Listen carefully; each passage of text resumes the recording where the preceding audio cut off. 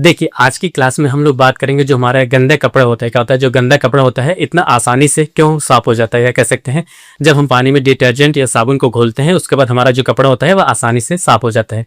इसमें कहाँ पे पृष्ठ तनाव कार्य करता है, इसमें कौन सी क्रिया की विधि से जो हमारा कपड़ा गंदा कपड़ा रहता है वह आसानी से साफ हो जाता है, इसके बारे में हम लोग जानने का प्रयास करेंगे। और ये हमारा जो भौतिक विज्ञान है, ये जो पृष्ठ तनाव है, सरफेस टेंशन है, सरफेस टेंशन के कारण ही हमारा जो मटमैला कपड़ा रहता है या गंदा कपड़ा रहता है आसानी से साफ हो जाता है।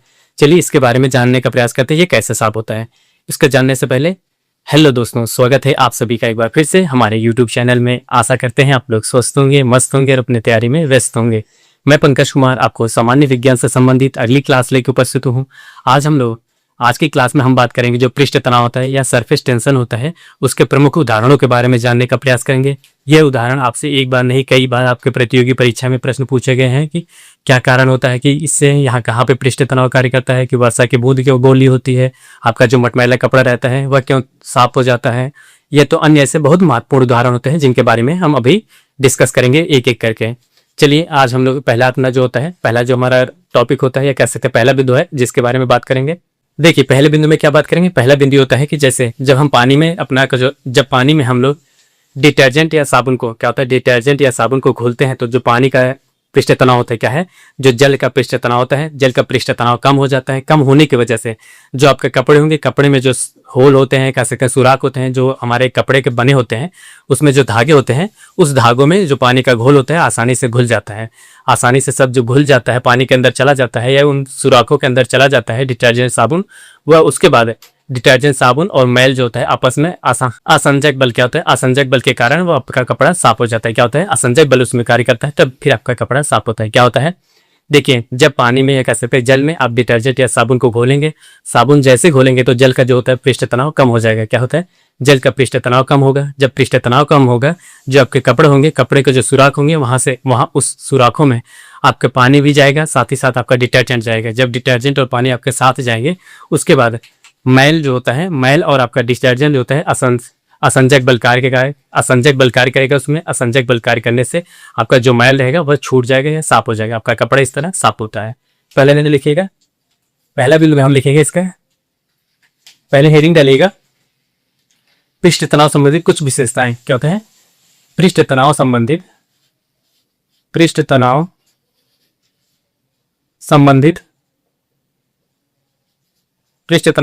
कुछ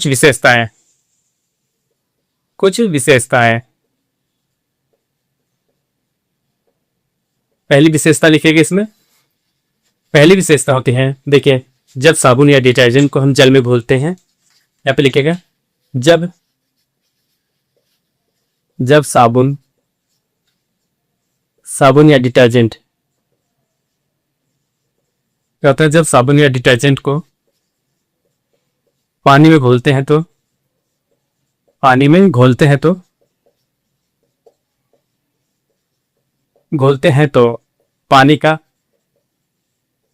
का पृष्ठ तनाव कम हो जाता है।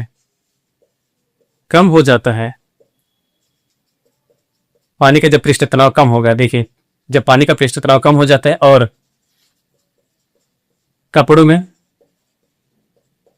कपड़ों के छिद्रों में क्या है, कपड़ों के छिद्रों में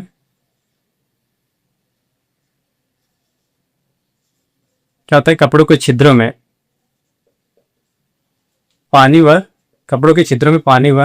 डिटर्जेंट आसानी से पहुंच जाते हैं,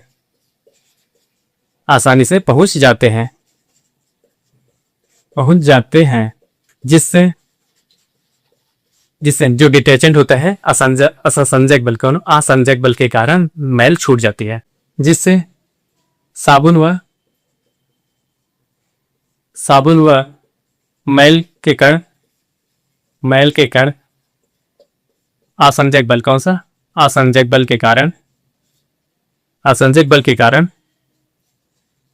कारण छूट जाते हैं।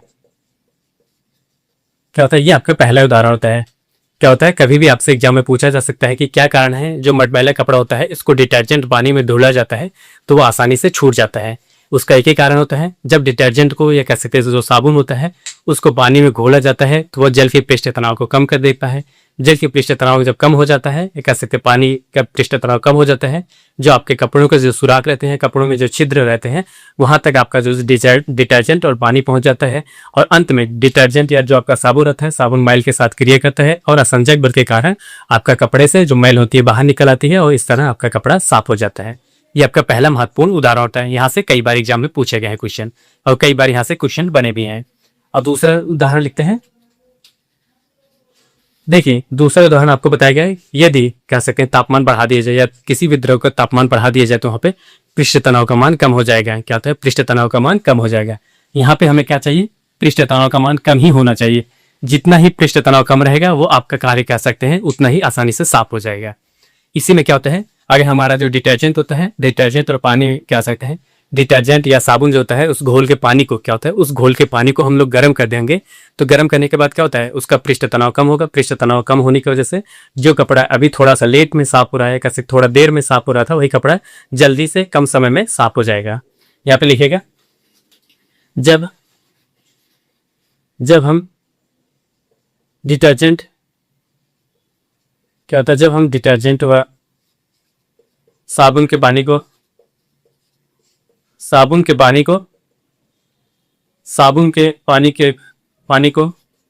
गर्म कर दें तो उसका पृष्ठ तनाव क्या होता है, उसका पृष्ठ तनाव कम हो जाएगा। क्या होगा, पृष्ठ तनाव कम हो जाएगा, यहाँ भी कम हो जाएगा और कपड़ा आसानी से छूट जाएगा। कपड़ा आसानी से और कम समय में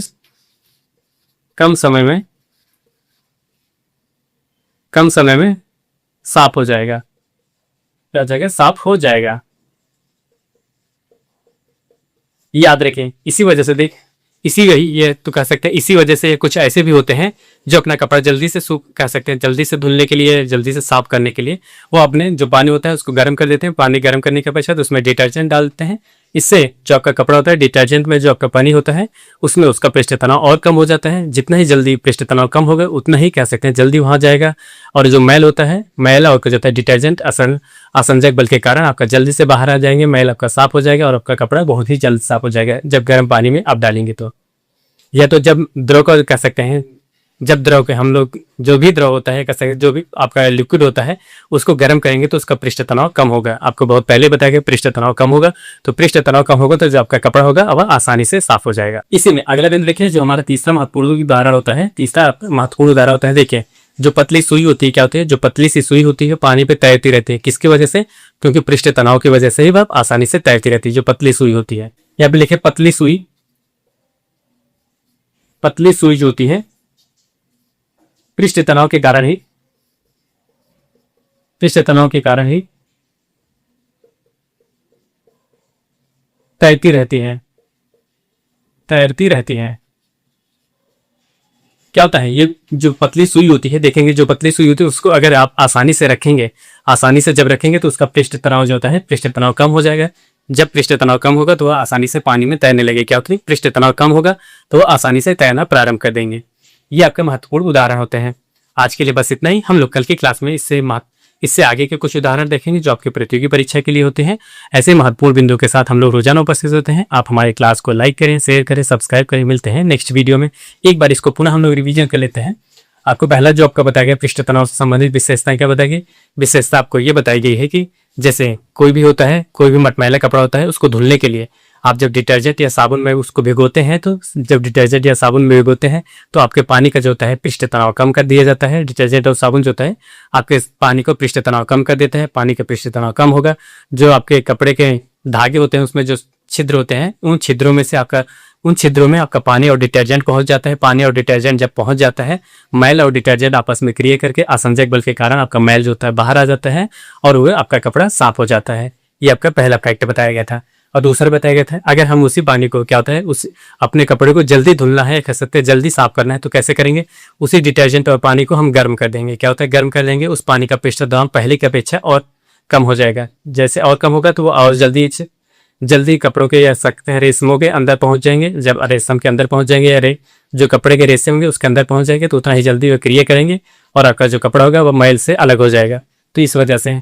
और तीसरा पता है कि जो पतली सुई होती है, अगर उस पतली सुई को आसानी से रखेंगे तो वह जल पे तैरना प्रारंभ कर देती है। किसके कारण, पृष्ठ तनाव के कारण। क्योंकि आपको बताया गया है जो भी कोई वस्तु होती है वो जो क्षेत्रफल सिकुड़ के क्या होता है वो अपने क्षेत्रफल को अगर सीमित कर दे या संकुचित कर दे या सिकुड़ के अपना क्षेत्रफल कम कर दे तो आपका क्या होता है वहां पे पृष्ठ तनाव होता है। वही होता है जब जल में सुई होती है अपने क्षेत्रफल को सीमित करे, सुई अपने क्षेत्रफल को सीमित करेगी तो वह वस्तु या जो सुई होगी तैरना प्रारंभ कर देती है। थैंक यू, मिलते हैं नेक्स्ट वीडियो में।